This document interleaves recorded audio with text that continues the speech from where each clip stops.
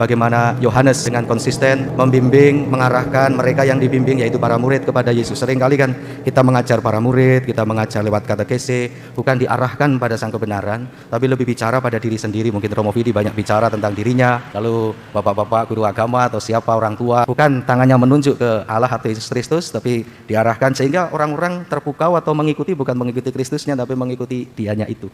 Moga-moga bacaan Injil bagaimana Yohanes Pembaptis yang sejak awal lihat anak domba Allah. Meskipun dia punya pengikut, punya para murid, punya kelompok. Kita kan punya kelompok masing-masing ini ya. Kalau mau diartikan lebih luas, ada kelompok apa saja, lingkungan-lingkungan. Ada kelompok apa, kategorial. Ada kelompok apa, kaum berjubah pun banyak kelompok.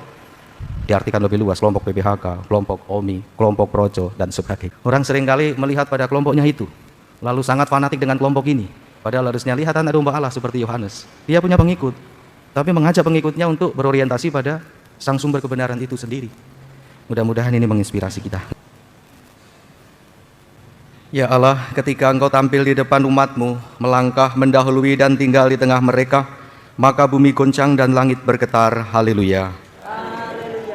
Dalam nama Bapa dan Putera dan Roh Kudus. Amin. Rahmat Tuhan kita Yesus Kristus, cinta kasih Allah dan persekutuan Roh Kudus bersamamu. Dan bersama Roh. Saudari-saudara, selamat pagi. Selamat pagi, Romo. Kita akan mendengar nanti dalam bacaan pertama bagaimana Petrus berhadapan dengan mahkamah agama dalam mewartakan kebangkitan Yesus.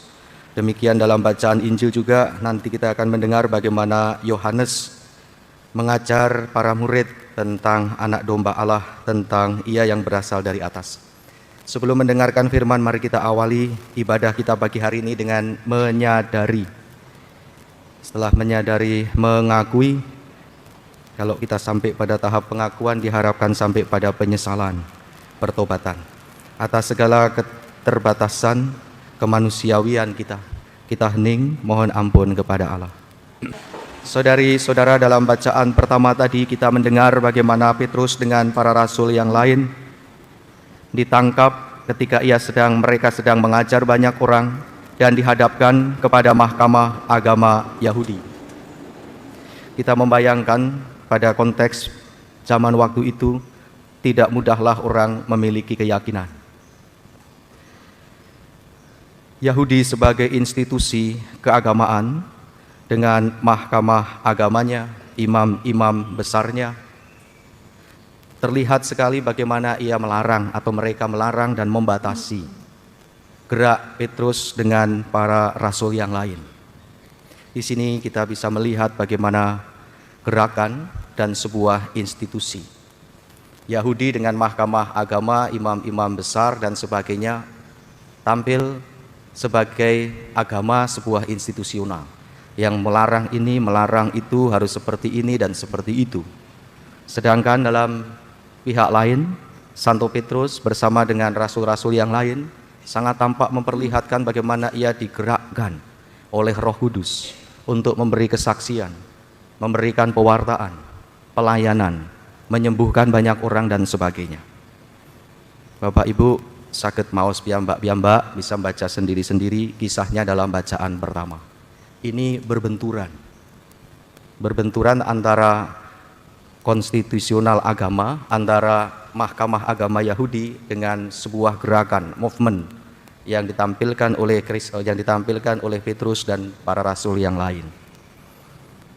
Petrus dan rasul yang lain menjawab, kita harus lebih taat kepada Allah daripada kepada manusia. Kadangkala peraturan-peraturan itu bukannya membebaskan, tetapi justru sungguh mempersulit. Tetapi segala peraturan kalau kita mau merenungkan sebenarnya adalah untuk lebih memuliakan Allah atau keselamatan jiwa-jiwa, salus animarum. Peraturan yang tertinggi itu untuk menyelamatkan jiwa-jiwa, tapi praktiknya seringkali justru bukan menyelamatkan, tapi mempersulit. Ini dari kisah bacaan pertama. Dari bacaan Injil kita mendengar bagaimana Yohanes memberi kesaksian. Ingat, kesaksian itu bukan hanya dengan pengajaran, dengan melakukan perbuatan baik seperti Petrus dan lain-lain, menyembuhkan orang lumpuh, orang sakit menjadi sehat, itu juga kesaksian. mereka yang disembuhkan, mereka yang dibantu, mereka akan mengalami sukacita, akan merasakan kebaikan Allah melalui perantaraan Petrus, rasul-rasul yang lain, para murid Yesus. Dan ini sebuah kesaksian dengan tindakan, action. Kesaksian juga bisa dari seperti model Yohanes pengarang Injil. Jadi dia mengalami pengalaman rohani vision, lalu kemudian dia mengungkapkan pengalaman rohani itu. Seperti Bapak Ibu kalau ikut KKR lah, atau ikut karismatik lah, atau ikut kesaksian. Ada orang yang memberi kesaksian dalam hidupnya, dia bercerita, sharing. Itu kesaksian dalam bentuk yang lain. Kesaksian dalam bentuk yang lain juga dengan cara pengajaran, seperti yang dilakukan oleh Yohanes terhadap para muridnya. Dia memberi kesaksian tentang anak domba Allah. Pertama kali para murid Yohanes mengenal Yesus, nanti Bapak Ibu bisa bolak-balik Alkitabnya. Di bagian Yohanes menunjukkan, lihat anak domba Allah pertama kalinya. Ketika Yohanes membaptis di Sungai Yordan, Yesus datang, lalu Yohanes lihat anak domba Allah. Anak domba itu simbol korban. Dunia perjanjian lama Yahudi, pendamaian antara kedosaan manusia dengan pengampunan ilahi. Korban darah anak domba. Tapi ini bukan hanya anak domba biasa, anak domba Allah. Pertama kali dia menunjuk perjumpaan dengan Yesus pertama, lihat anak domba Allah. Allah dari atas, dari kebenaran, anak domba yang berasal dari Allah, dari kebenaran, anak domba Allah sendiri. Dan setelah proses pertemuan pertama terjadi, pembaptisan di Sungai Yordan, proses berikutnya sampai dengan peristiwa Paskah, Yesus bangkit, konsisten Yohanes. Tetap menunjukkan anak Allah yang menderita demi pendamaian kita yang sebenarnya tidak benar menjadi dibenarkan, didamaikan oleh darah itu. Dia yang berasal dari Allah, dari atas, di atas segalanya. Kita dari dunia, maka anak domba Allah itu yang mendamai. Ini kesaksian. Saudari-saudara yang terkasih, kita juga bisa belajar pada Yohanes. Misalkan sebagai guru, sebagai pendamping, sebagai orang tua, kita tidak sulit-sulit seperti zamannya Petrus dan para rasul. Ketika kita mengajar lalu ditangkap-tangkap, lalu kemudian kita dilarang, kita beribadah juga bisa dengan bebas merdeka. Tapi justru situasi ini ketika orang diberi keleluasaan, kebebasan dan sebagainya, tidak seiring sejalan dengan kebebasan yang kita terima. Mungkin bandingkan dengan orang di Rusia, Ukraina yang sekarang sedang perang. Mungkin mereka bagaimana mendambakan, kumpul bersama dengan hati yang damai, tenang, tidak was-was, bisa beribadah. Mereka rindu mungkin dengan suasana seperti yang sekarang kita nikmati. Tapi kita menikmati suasana seperti ini, aras-arasen, tangi, ikut ke gereja dan sebagainya. Bayangkan ketika zaman para rasul, kumpul-kumpul saja dilarang, apalagi mewartakan firman dan sebagainya. Kadangkala kita tidak memanfaatkan waktu kita, kebebasan yang kita berikan ini. Benar kata Paulus, keinginan ada. Saya ingin melakukan yang baik, tapi justru yang saya lakukan bukan yang baik yang saya lakukan. Ini sudah direfleksikan jauh oleh Rasul Paulus. Kita tinggal mengulangi dan mengamini, mengiyakan, mengalaminya.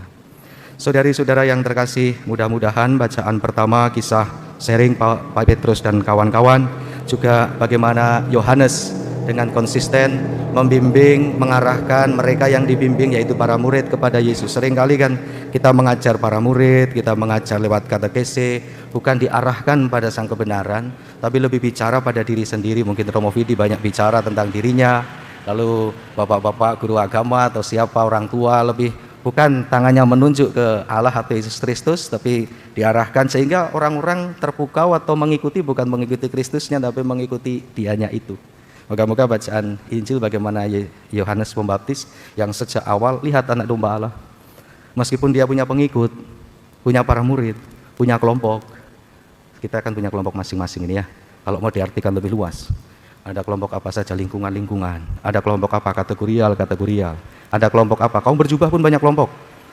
Diartikan lebih luas, kelompok PBHK, kelompok OMI, kelompok Projo, dan sebagainya. Orang seringkali melihat pada kelompoknya itu, lalu sangat fanatik dengan kelompok ini. Padahal harusnya lihat anak domba Allah seperti Yohanes. Dia punya pengikut, tapi mengajak pengikutnya untuk berorientasi pada sang sumber kebenaran itu sendiri. Mudah-mudahan ini menginspirasi kita. Marilah menyatakan misteri iman kita. Wafatmu Tuhan kami wartakan, kebangkitanmu kami muliakan, hingga Engkau datang. Sungguh aku akan menyertai kamu setiap hari sampai akhir zaman. Haleluya. Tuhan bersamamu. Semoga kita semua diberkati oleh Allah yang Maha Kuasa, Bapa dan Putera dan Roh Kudus. Saudari-saudaraku, dengan demikian perayaan Ekaristi kita sudah selesai. Mari kita pergi, kita diutus. Terima kasih.